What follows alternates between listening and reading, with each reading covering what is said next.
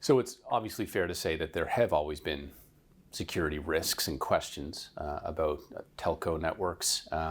That's normal, that's healthy, that's a big part of being grown-ups in the security world, especially as it relates to telcos, which are so fundamental to the economy, to banking and finance, to a lot of critical infrastructure.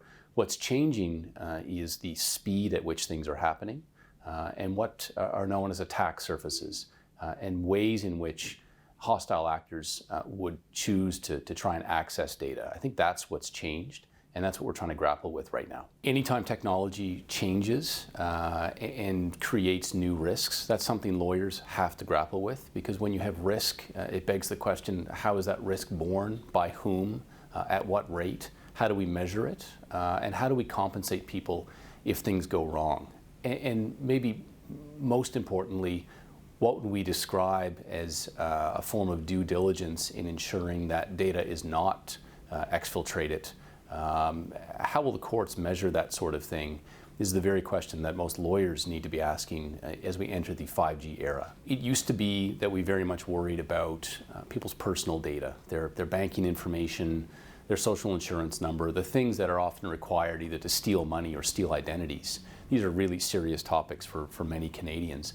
But things get so much more serious when we're talking about the impact of hacking on someone's surgery, or the way an autonomous vehicle might interact with other vehicles on the road at any given moment, or in an even more apocalyptic sense, how an electrical grid might react if someone else had control over elements of it.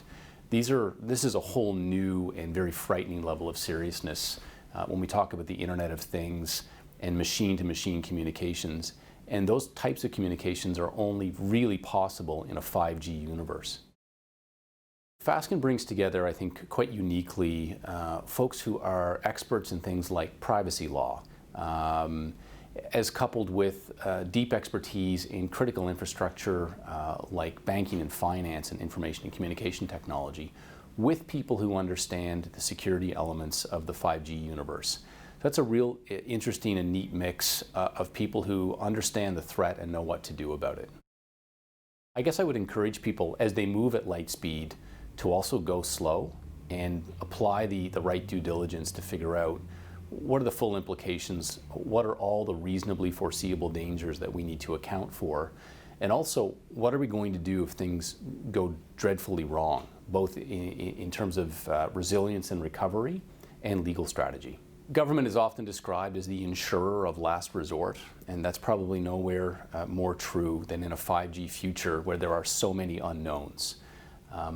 Government often acts as not only regulator to try to prevent danger, but also to mitigate that danger and to help people repair and recover when a danger has been realized.